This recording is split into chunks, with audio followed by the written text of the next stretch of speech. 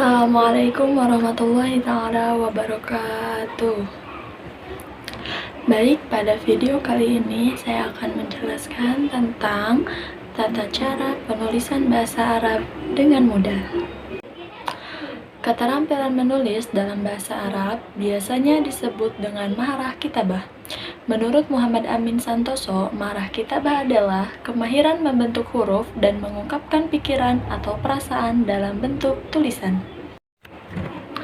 Berdasarkan definisi Muhammad Amin Santoso tadi, terdapat dua komponen utama dalam kemahiran menulis, yaitu yang pertama, kemampuan membentuk huruf, yaitu merubah lambang bunyi menjadi lambang tulis. Yang kedua, mengungkapkan pikiran dan perasaan secara tertulis. Nah, untuk menguasai kedua komponen tersebut, maka kita diarahkan untuk latihan menulis huruf yang sering kita sebut dengan imla atau dikte, kemudian menulis dengan khot atau artistik atau kaligrafi, dan yang ketiga, latihan mengungkapkan pikiran dalam bentuk insya atau karangan. Nah, teman-teman, ketiga aspek itulah yang harus kita latih untuk mencapai kemahiran menulis yang maksimal. Nah, untuk memudahkan pembelajar dalam membuat tulisan bahasa Arab, maka pembelajar harus mampu melakukan latihan terhadap ketiga aspek tadi. Yang pertama, aspek imla. Mahmud Ma'ruf mendefinisikan bahwa imla adalah menulis huruf-huruf sesuai posisinya dengan benar dalam kata-kata untuk menjaga kesalahan makna. Nah, seperti yang kita ketahui bahwasannya bahasa Arab adalah bahasa yang kaya akan kosakata. Salah menulis satu huruf saja dalam suatu kata, maka dapat merubah makna kata tersebut. Contohnya, ada kata falahun, artinya kemenangan, dan falahun artinya petani. Hanya kurang satu huruf atau hanya kurang syiddah saja dalam kata tersebut sudah merubah makna kata tadi.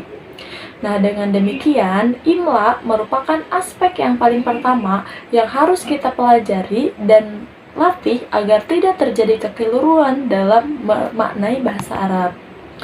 Bahkan, untuk lebih memudahkan pembelajaran imla, maka kita harus lebih dulu mempelajari makhorijul huruf dan tajwid, agar tidak terjadi kesalahan dalam penulisan kata-kata dalam bahasa Arab. Selain itu, pembelajaran imla juga mengembangkan kemampuan mengamati kata-kata atau kalimat dan kemudian menuliskannya kembali. Nah, kegiatan tersebut ketika kita lakukan secara berulang-ulang, maka akan membuat tangan kita akan memiliki kelenturan dalam menulis kalimat-kalimat berbahasa Arab. Aspek kedua dalam maharah kitabah adalah menulis kaligrafi atau sering disebut dengan khot, yang artinya membaguskan tulisan. Ini merupakan kategori menulis yang tidak hanya menekankan ketepatan bentuk dan kaidah tulisan, tetapi mempertimbangkan aspek estetika. Nah, ada banyak jenis tulisan dalam kaligrafi, diantaranya ada khot naskhi, sulus, diwani, khufi, dan masih banyak yang lainnya. Oke, aspek terakhir atau aspek yang ketiga dalam pembelajaran maharah kitabah setelah mempelajari kaidah penulisan bahasa Arab adalah belajar insya.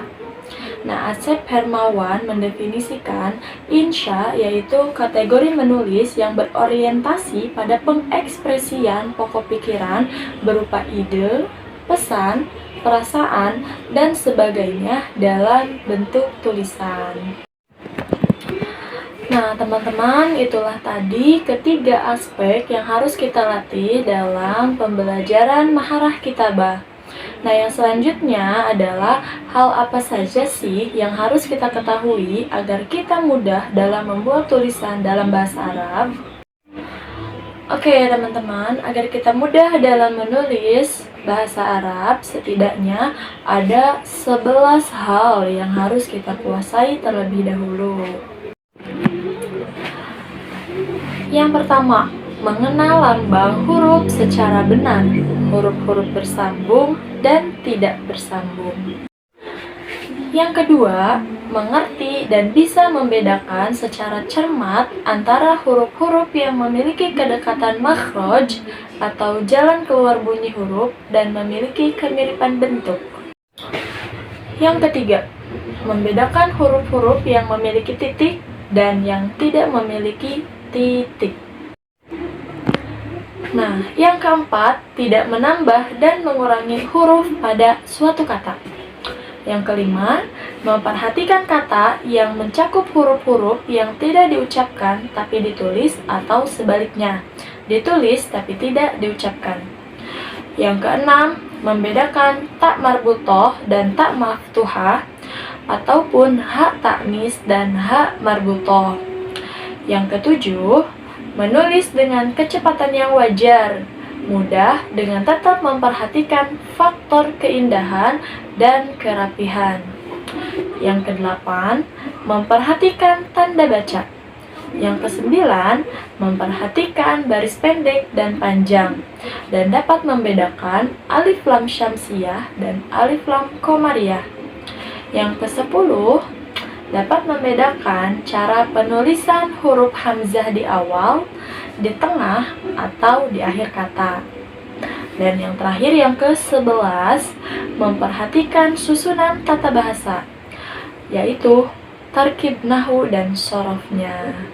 Oke teman-teman, itulah tadi tata cara penulisan bahasa Arab atau tata cara belajar maharah kitabah.